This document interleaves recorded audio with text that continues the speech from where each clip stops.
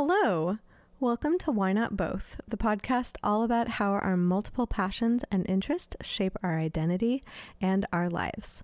My name is Pam Schaefer, and I am a musician and therapist in Los Angeles, and I also happen to be your host.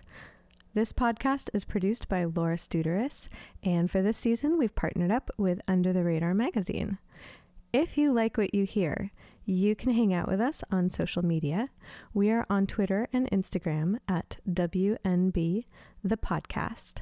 And if you really, really like what you hear, please support us on Patreon.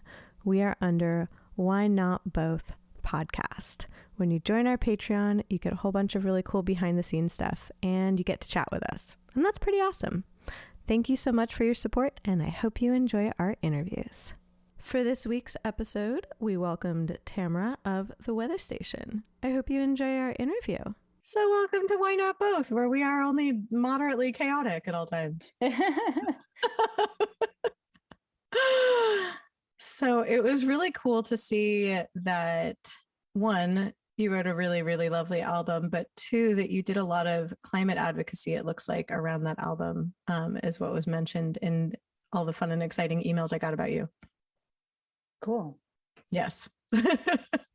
So I was like, normally I would start the interview by being like, so what is it you do? But since like society has kind of ended and rebooted in its zombie format, I'm more just like, hey, how are you? How's stuff going? Yeah, I mean, I feel like I'm doing really well personally, but it's funny how that's always tempered these days. It feels like I'm doing well personally. But, you know, it's hard to watch the world right now. Yes.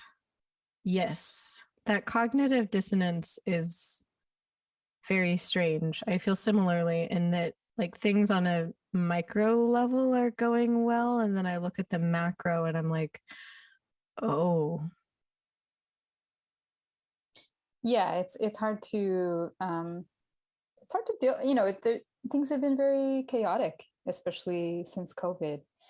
But I've been thinking about it a lot, and sometimes I kind of see it as like this is just basically a preview of what the rest of our lives is going to be like in a lot of ways, and that I think from now on there's going to be a lot of uncertainty, and I find myself switching into a new mindset that isn't bad, where I just sort of focus more on the present, honestly, and you know, when it's a beautiful day, it's a beautiful day. And when something happens that you weren't sure was going to happen, you almost feel more joyful, you know, because you're like, wow, I can't believe we're doing this right now. You know, everything is just sort of like a bit more, yeah, it's just like, take what you can get. And I have been thinking about that as like a transition from, you know, living in a very like well-to-do society where, you know, if you order something, it comes to your door at the time it says it's supposed to, you know, I don't mean to be pessimistic, but I'm curious to know what's going to happen next, and whether this is, yeah, like a little preview of what the future is. I feel similarly in that, I don't know, I was thinking about it in terms of, wow, how you can tell I'm from California. I was thinking about it in terms of the tarot, where where like people tend to get upset if they see like the Tower card or the Death card in their readings, where they're just like, oh my gosh. Especially like the Tower is like where everything falls apart. But like in a way, when things fall apart, it does give you then the opportunity to find like the systems that maybe weren't working for you are the ones that fell apart, or the ones that already were broken that you were just kind of trying to like hold up. When those fall away, it does give you then the opportunity to like either build a new system or find appreciation for the things that are left, essentially. And you can be more purposeful instead of being like, oh, I'm living in this crumbling tower, but like, it's okay because the tower is still standing. It's like if the tower falls over, then you have to make another choice. Yeah, that's true. That feels like a pretty good depiction of where society is at, though there are many people in society who really don't want to accept that. Yeah. I feel like people are looking at the crumbling tower and are like, it's fine, there's no crumbling tower, like this is great. And you're just like, no, I think the tower's fallen over. I think. Totally. Yeah. Yeah. It's true. It's true. I like what you said about staying in the present moment. And I'm curious what helps you hang out there, because sometimes that can be challenging. Um, yeah, I mean, I'm not saying I'm good at it. I definitely have an anxious, I have an anxious personality. So thinking about the future is what my brain likes to do. But yeah, I guess I mean the present of like, I don't think I'm like a champion of being living in the moment, but yeah, the present in terms of just not taking anything for granted. Mm. And yeah, and like I say, just enjoying small things more, I suppose, like a walk around the neighborhood or an encounter with a neighborhood cat or the really nice sky in the evening. All these things have felt very meaningful to me lately. And that feels like a part of a shift in headspace for sure. That I love what you said about the neighborhood cat. Like my greatest joy in moving back to my own home after construction is that one of my neighbors has a cat who visits me and she hasn't Mm. visited yet. Like I've been here for 3 days and I'm like, does she know I'm back? Like, Aw. I'm like, how do I signal that like she should come hang? Yeah, it's interesting because I feel like the dominant culture is like dog culture, but cat culture is so interesting. I don't have a cat, but I really appreciate the neighborhood cats and Yeah. just the practice of, I mean, hopefully people put really good bells on them so they don't kill any birds, but Yep. I like the situation of the cats just living their life and having a different experience of the neighborhood than I do. I think they're like a really Yes. nice, reliable portal to another perspective. I think is it Murakami who often includes cats in his narratives? I remember that at least one of his books has cats in it in that exact way of like that cats have their own view of things in the neighborhood that like because they visit different spots and are in people's homes in a way that like another person never would be. Absolutely. Yeah, I think it is him. And yeah, it's a really interesting. My upstairs neighbor had a cat that used to hang out in my apartment a lot, Billy. And one day Billy disappeared and we were really scared and we like put up flyers all over the neighborhood and had a worried couple days. And then it turned out Billy was living just in the house behind our house, like literally like 100 meters away. Billy had just like basically like her owner had stopped feeding her like a fancy food because the vet had told her to cut back. And so Billy just was like, you know what, that's fine. I'll just move across Oh the my garden fence. God. Totally had moved into someone else's house who I'd never met, like my neighbor. I never met her, never seen her before. It was just really funny. I love that Billy just like took matters into her own hands and was just like screw diet culture. I'm moving into another Totally. house. Totally. Yeah, she was like, I want more scraps from the table. Okay. Oh my God. Oh, that is so funny. It's almost like we've all taken on, or at least the people I've been talking to have taken on this really different scope than before. Like I can't imagine, say, 2 years ago, even talking about like the revolutionary effects of your neighbor's cats visiting and how much it's like, oh yeah, that's like the highlight of my day. And I'm like, wow, our scope has really changed. Yeah, it's interesting. I recently, because I have some shows coming up, knock on wood, cross my fingers. Yeah, I'm knocking on wood on the And desk for you. yeah, totally. It's yeah. And I was like, oh, I guess I should play a couple old songs because there's some longer set times. And so I pulled out the guitar, which I hadn't played in so long, and I was playing my old songs, and I was like, I felt so weird. Like they felt like they were from another time. Like I felt like they were Yeah. written to another world for another world. And it's so interesting. It's a Wow. real visceral feeling of how long ago, 2018 was basically. That's literally, I just said to a friend last night, like, hey, do you remember 2019? Like, we were so young. Yeah, absolutely. We were. Like, remember what that felt like?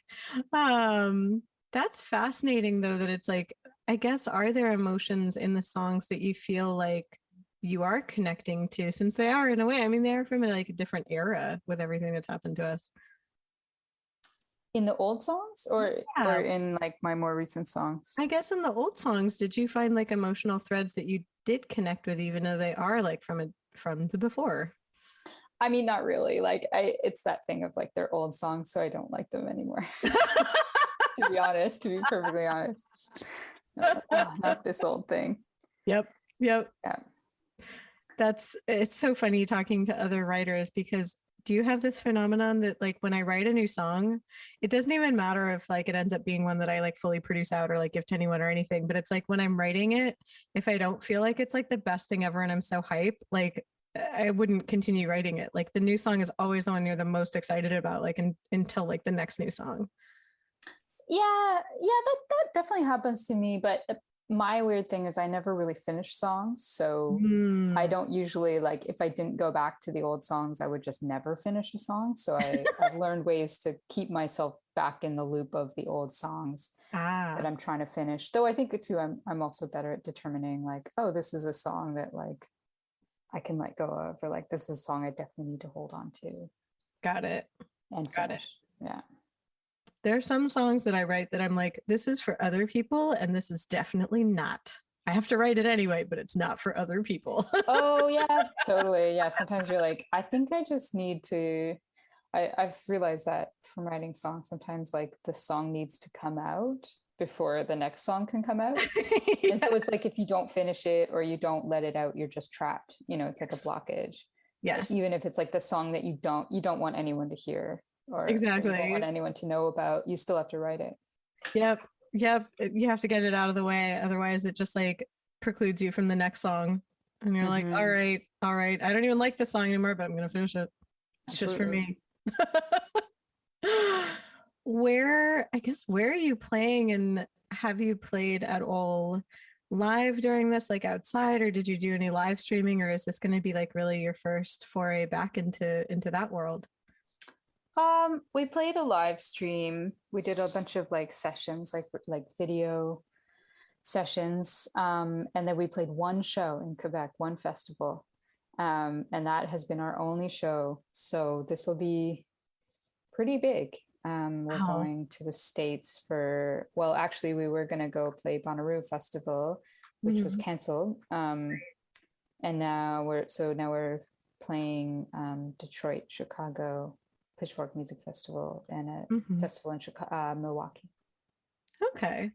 So it sounds like kind of like, I guess then bigger festival. So one that's outdoors. Yay, we love this.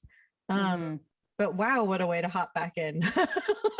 Yeah, they're pretty big shows, but I mean, our big show, like we were going to start with Bonnaroo, so at least now we start with a little show in Detroit There first. we go. But yeah, Oh yeah. my gosh. Oh, I was just thinking about like Bonnaroo and Bumbershoot. I went to college in that area, and so I was just like, oh, Yeah. I mean, it's a crazy because COVID was so bad there, and then in the end, it was oh the my hurricane. God. Just a true tale of the times, I think. Ugh, that's like I heard that Airwaves was canceled this year again, which bummed me out because that's my favorite music festival. Iceland Airwaves. Yeah. Oh yeah. I've never been.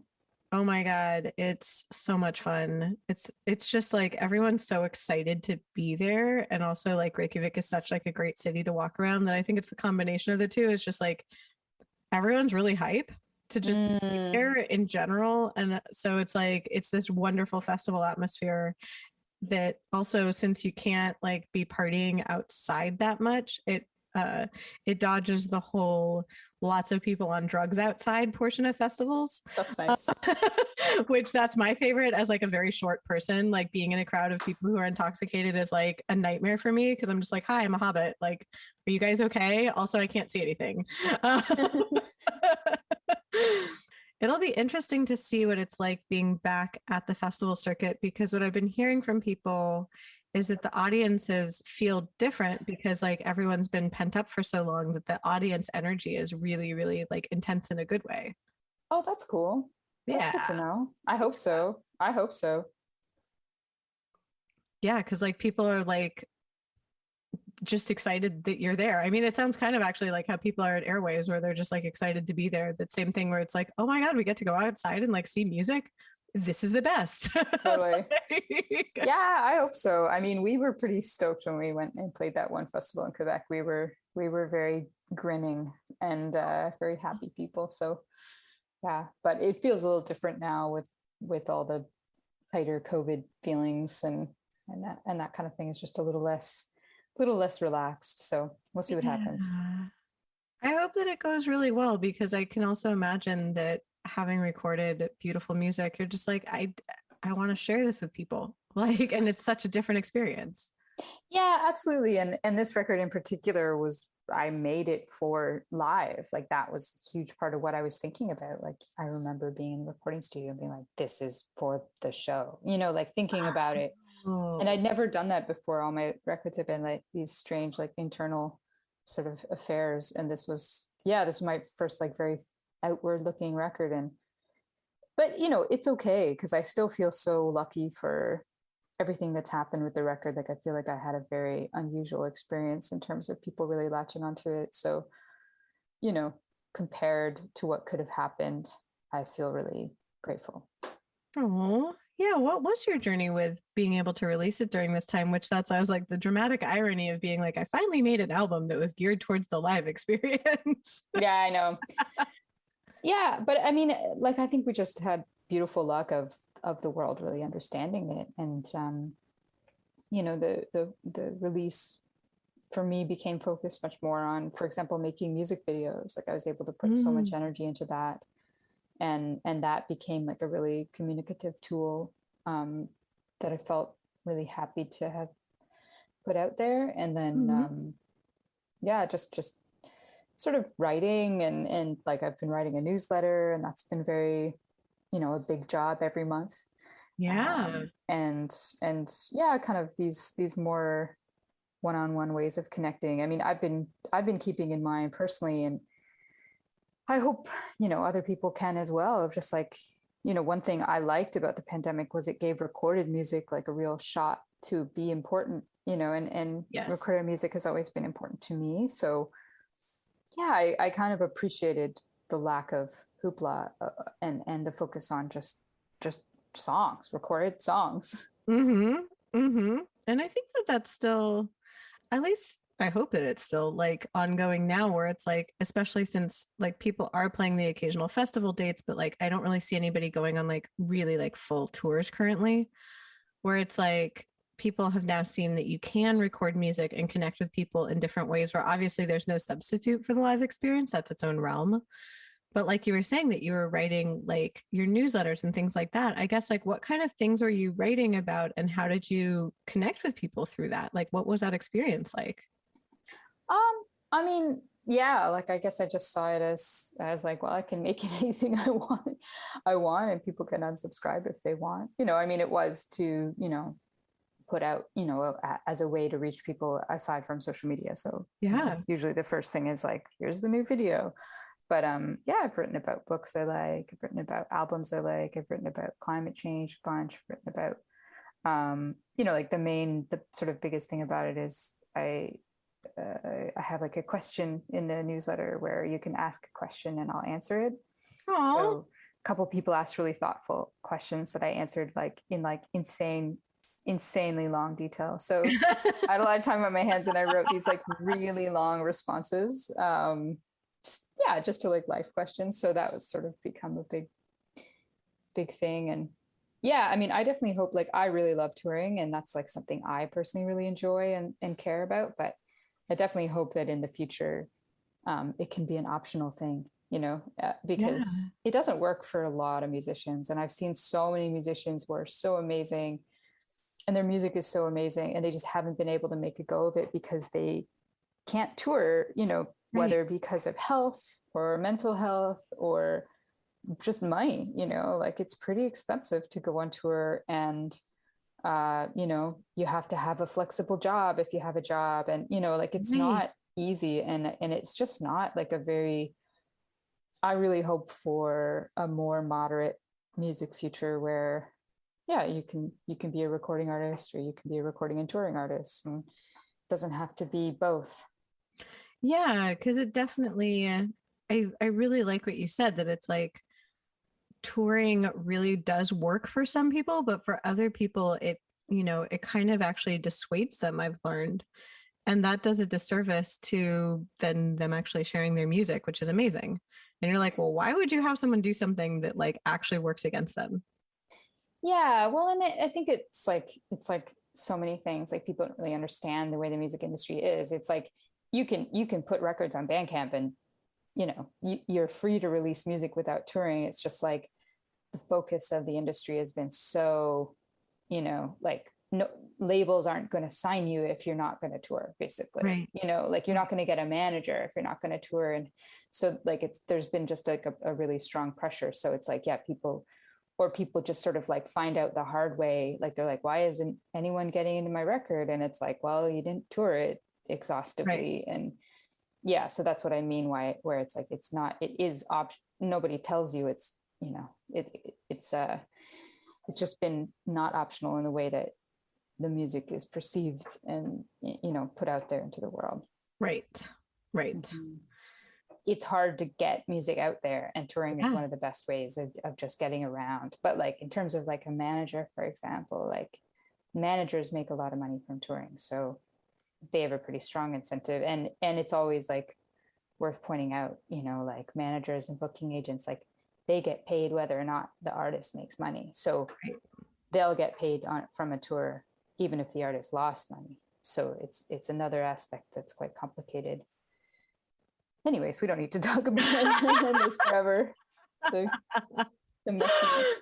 economics of. I was gonna say the economics of music, which it's interesting that I was talking to another artist. Like sometimes people don't know the economics of music, and that's fine as like a music consumer, but as a musician, like a lot of this knowledge shouldn't necessarily be like gate kept. Like musicians should know this stuff going in so that way they can be more savvy about what they're choosing to do or not do. Yeah, it's interesting. I mean, people have been talking about that for a while, of like, is it gate kept? Like I think sometimes musicians just forget to, we don't talk enough about money and these sorts of pragmatic concerns. But there's lots of people also trying to change that, basically. And I think too, like one of the biggest barriers is I think a lot of musicians feel like a certain level of like shame around success and money. And I think that's part of why they don't talk to each other, because people don't want to be like, oh my God, I lost money on this tour. Did you lose money on yours? Like it's like, yes, it's like an acquaintance of mine recently shared a story of how he was like totally screwed over by his first label and manager. And he recently shared it publicly after like literally like 15 years. Whoa. And everyone was like, oh my God, like I had no idea. It created this, wellspring of, kindness and support. And he just was like, wow, I don't know why I never told anyone this happened. He's like, I guess I felt ashamed. I didn't know any better. And I was like, oh my God, that's so sad. Oh. But yeah, anyways, this is that aside. You had mentioned something also about like people who have jobs who are also musicians, like people who have day jobs. That's one of the reasons actually why I even like thought of this podcast in the before times, was especially that like a lot of artists will feel shame if they either, like you said, like get screwed over in a deal that they didn't know, or if they have like another source of income, because then they perceive that like their music somehow or their art isn't a job. And like, there's like a lot of narratives wrapped up in that. Yeah, it's kind of absurd. And actually, one of my newsletters, I wound up talking about that quite a bit, of like, why do we have that distinction when it's like almost impossible to make money from music? So, in my musical world, most people have jobs, and, that's fine. That's a worthy way of going through life, if you can do it. Yeah. Yeah. That it's like, I saw this great meme that was about like, essentially, can we go back to the days of an eccentric rich person just adopting an artist or two? I've thought about that. Yeah, the days of patronage. I mean, it's interesting. it's interesting because even like, I don't know, are you in America? Yeah, I'm in Los Angeles. Yeah, I mean it's definitely an interesting thing. Whereas like in Canada, we do there is like a grant system. There's various grant systems Mhm. that do fund artists, and there's a lot wrong with them, and everyone has their gripes and frustrations and concerns. But one thing it does do is, especially there's like pretty powerful like arts councils that specifically fund like non-commercial music, and it does foster the creation of a lot of music that doesn't have a mark. It's not marketable music. It's Right. not money making music. It's just music that is artistic and needs to exist. And there's a proud community of musicians in Canada who like aren't even thinking about. I mean, I think people care about being heard, but one thing I always notice when I travel to the States is just so much emphasis on success. Hmm. And I understand because like something I always try to explain to people is like, in order to make a normal middle class living as a musician, you have to be in like the 1% of success, basically. Like, Yeah. like just to make like what a like a I don't know, marketing manager makes, Right. like what a like mid-level like IT, not even like that they probably make a lot more than the 1% of musicians, but like it's not, in order to just be middle class, you have to be so good and Yeah. it's so lucky and have all the pieces fall into place. So, it's something that I think musicians don't quite understand when they enter it. That, anyways, how Yeah. much is yeah. And I think it's good that you are talking about this and that you wrote about it in your newsletter so that also both musicians and even people who are even tuning in and listening to the music understand what's going on with the person that's creating that music, because that Mm-hmm. there's empathy right there. Because if a fan thinks like, or a listener thinks like, oh yeah, like this musician's fine, like I hear them all the time and I can see that they have a lot of fans, so like I don't need to like buy their music or buy their merch like to support them if they think that they're okay. Essentially, I think that that's some of like, in some ways, like the illusion of being a musician is like people want to buy into like that you're just this like fairy tale creature that exists on air and good wishes. But if it fosters the empathy of like, oh yeah, like artists also do need to get paid, this is what's going on, like people who do then tune in and like the music then are like, oh, they actually need like fiscal support or things Yeah. like that. Like Totally. it's to kind of help people make that connection, so it's not that you're like trying to shake down your listeners for money, but to be like, hey, this is what goes into this and this is what is compensated and this is what's not, because I think a lot of people do feel shame around that. And I agree that like, especially in the US, because we don't really have grants like that, like there are like art grants that are, some of my friends who are in the art world, it's like this intensely like labyrinthine process of Oh, totally. applying for like these really, really hard to get, like not very frankly, just not the most like supportive grants. Yeah.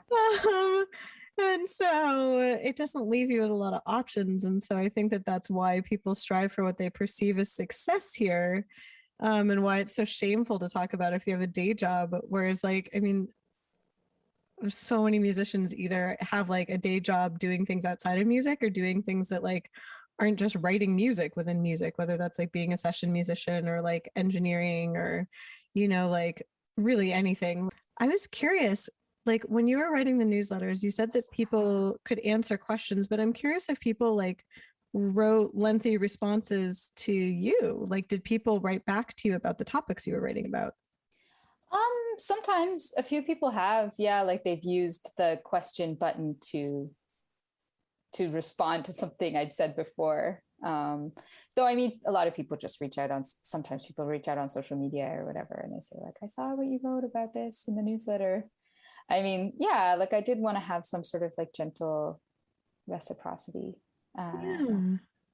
yeah, in a way that's not social media, because I struggle with social media and like responding. Yeah. um, it's really wild. So yeah, yeah. Anyways, Does it on socials? I don't know if it's because you get a deluge of stuff or if it's just kind of abstract, but I at least if I get like an actual email or if I get a note from someone, it somehow stands out to me more and I can more easily mentally accommodate it, is the way I'd put it. An email. Yeah. Yeah, for sure, for sure. And I mean, yeah, like I think like social media is odd and that it does create like a illusion of closeness, that like the person's just right there and you can just Yeah. talk to them and there's nothing wrong with that. Like I know a lot of people in the public eye are very like they embrace that quality. But I'm kind of shy, so I find that kind of intense sometimes. I don't Oh, really know what to do. But yeah, it's cool. yeah. It creates, someone said the word parasocial, which I found really interesting, where since you're like the public figure, people think that they already know you because they see of you what you put out into the media, and then they have a relationship with like almost like your online avatar, like the part of you that you actually do, have on social media. But it's parasocial in that they're having a relationship with you, but like you aren't having a relationship with them. Like you aren't experiencing them in return. Hmm.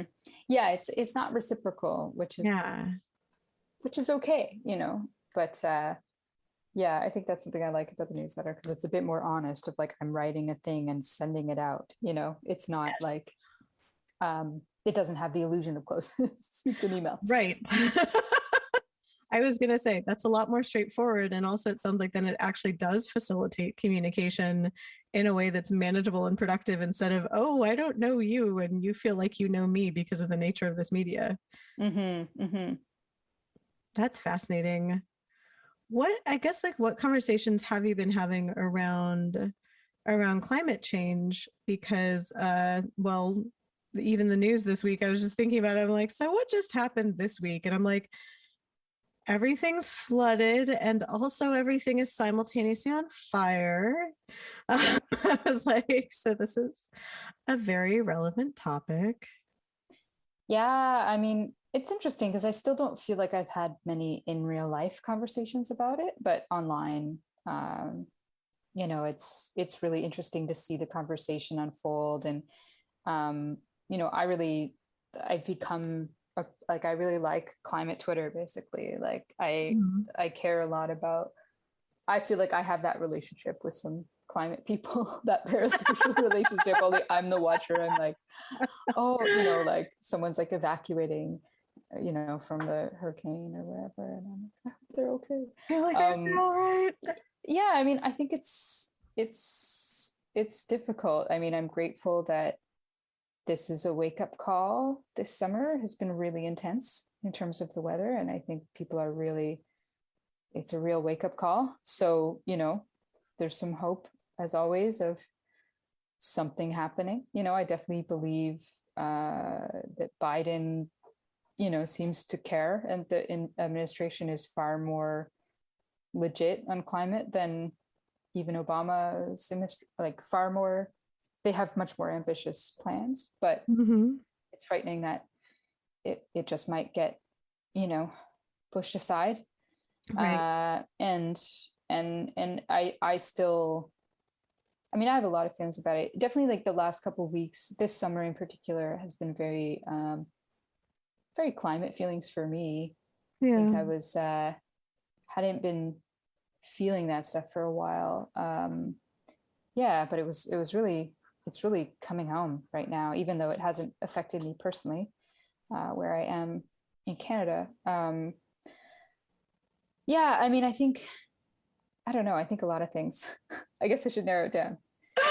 Even I was more just like, I am specific question interested. of like, I'm oh, just interested for in all of talking. your thoughts. Yeah. One of the ones that came to mind was I saw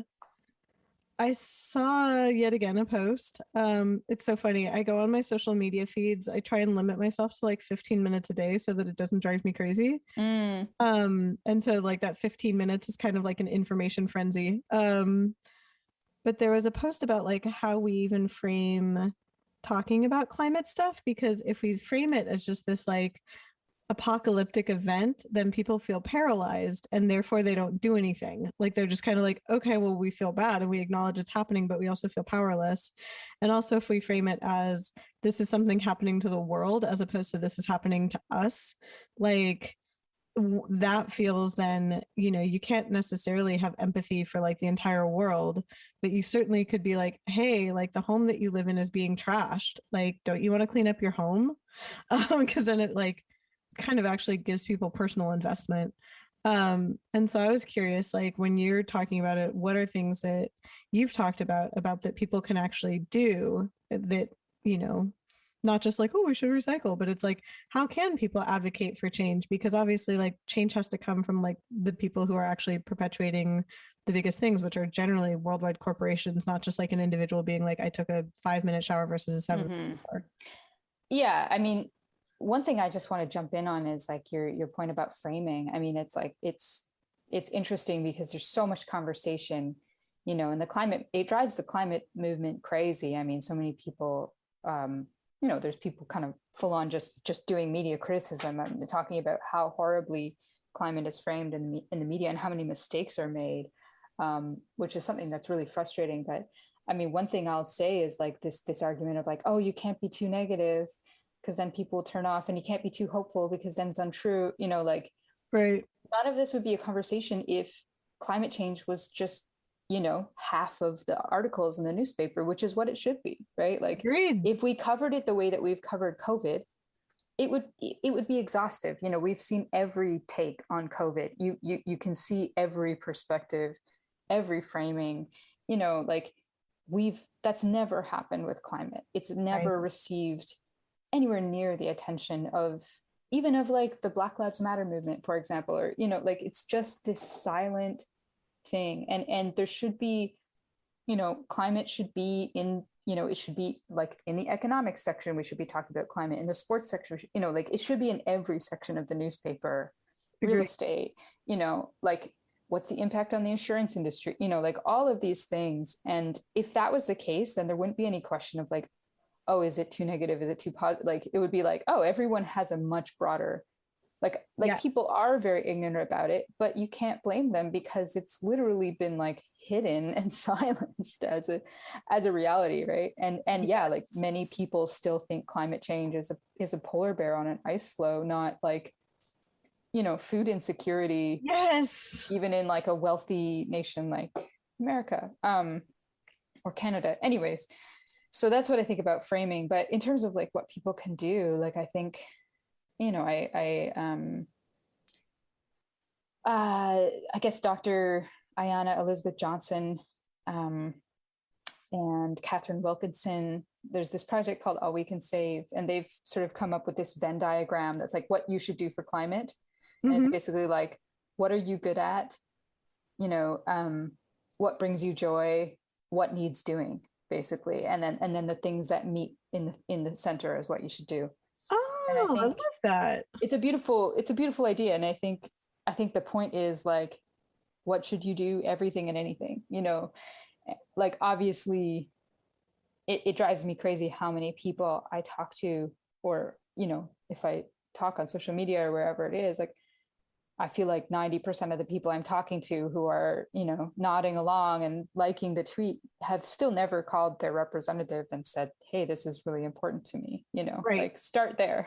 Right. Do it every week, or do it a lot or whatever. I mean, I remember making a post like right before the IPCC report where I was like, there was this like the budget resolution bill in your country, it's a huge deal for climate, and there were some things that climate activists were asking for, and I made this big video like asking Americans who follow me to like just call their senators and ask for these specific things, and I just got like zero response, like none whatsoever. And I was like, wow, is it so hard to do that? Like Right. it takes, but I I have to be more charitable and understand like there's a lot of inertia. But anyways, we can all start there. That's something we can all do. And then, I think like, it's difficult, but it's like, I guess the next step is like, whatever world you're in, like,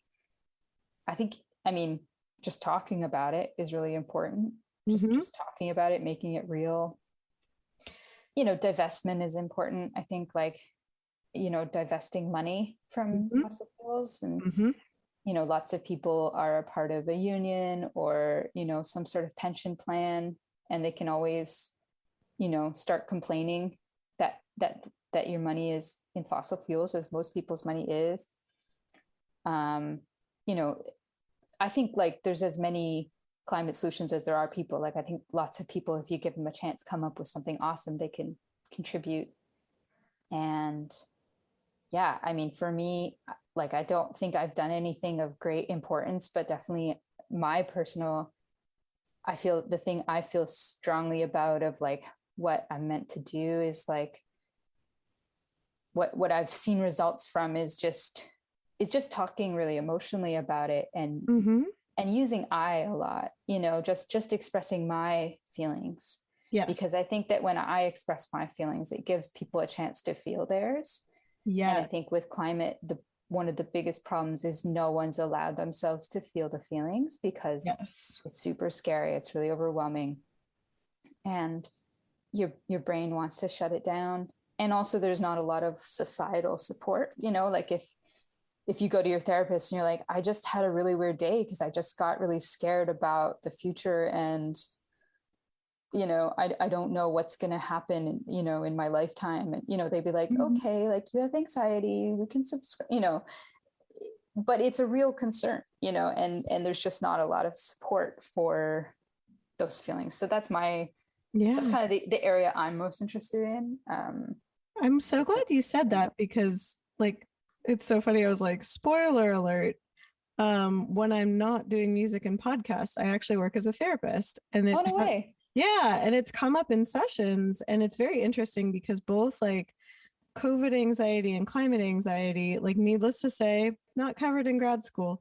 Mm, And so like but what I've been talking to clients about is that like that anxiety is actually really it's a normal response to the circumstance. Like if you weren't anxious or scared about a monumental potential like existential threat, something would actually be very wrong. It would mean you were either in denial or you weren't like accurately appraising the situation. So like yeah. actually concern about that is like that's healthy. And so it's like that's actually a healthy response. And so it's like okay, so like acknowledge those feelings, and then like like that paralysis is a fear response. Like sometimes we just kind of turn into little potatoes, and like that's also normal.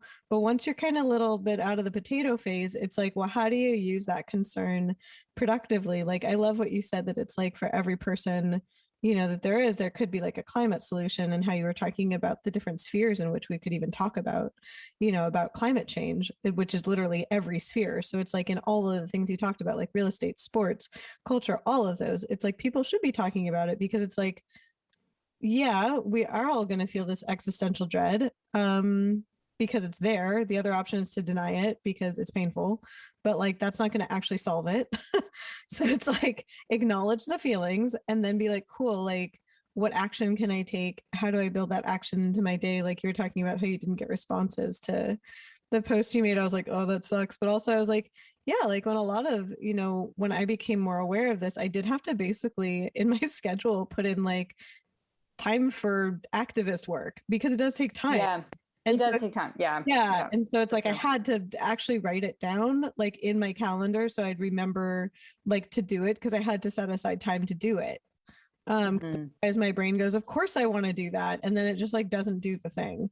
So it's like I had to then take the next step of being like, no, no, no, let me book out this, like it's usually like half an hour on Fridays, and so it's like let me book out when that's going to be so that I know that that's what I'm paying attention to during that time on that day.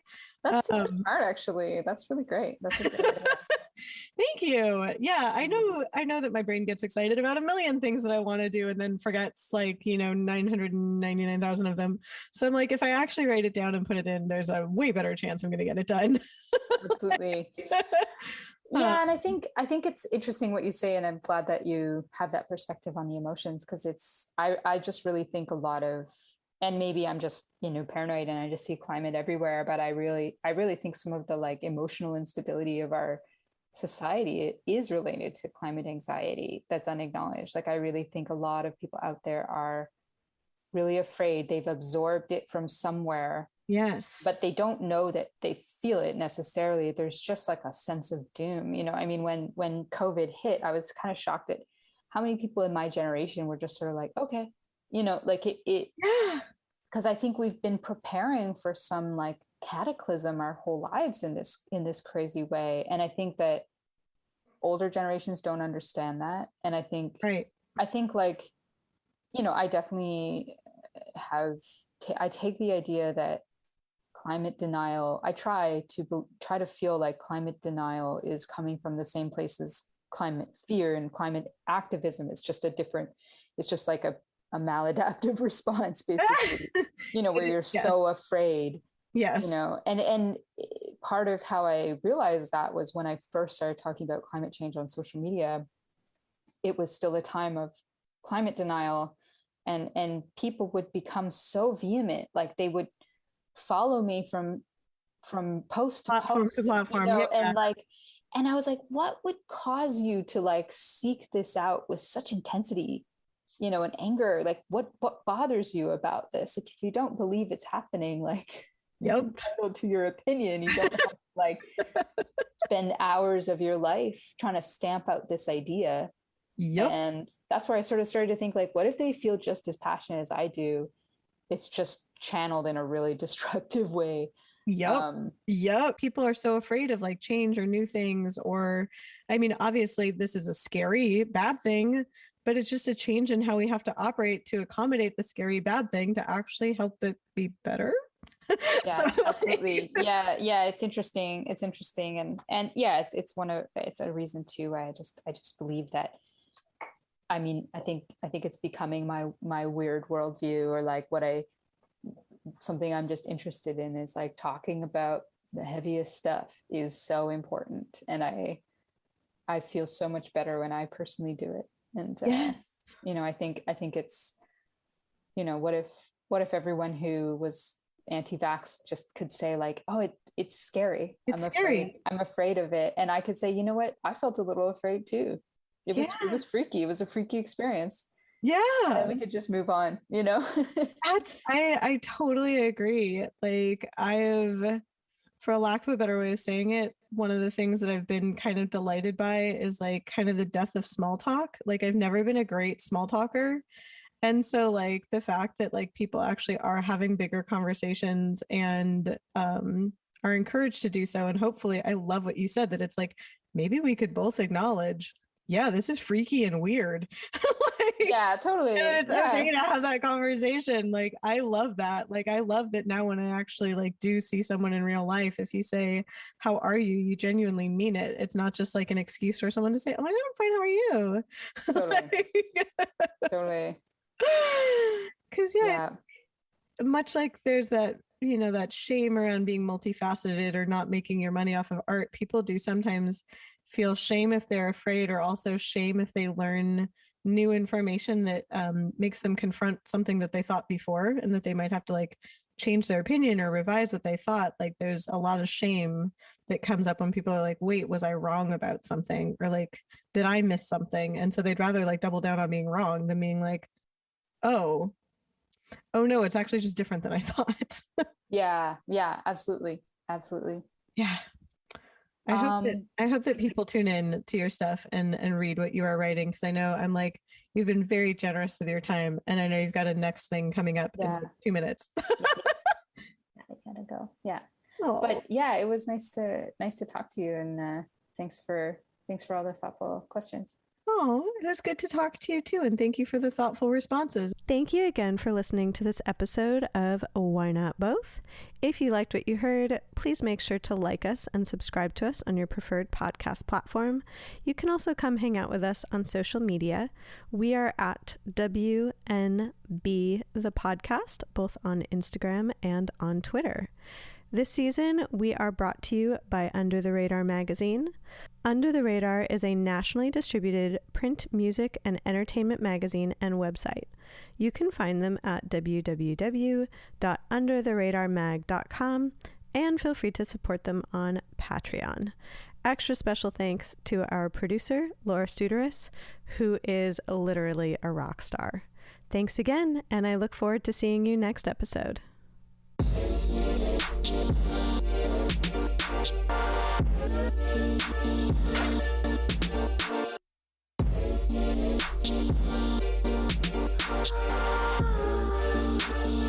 Down, down.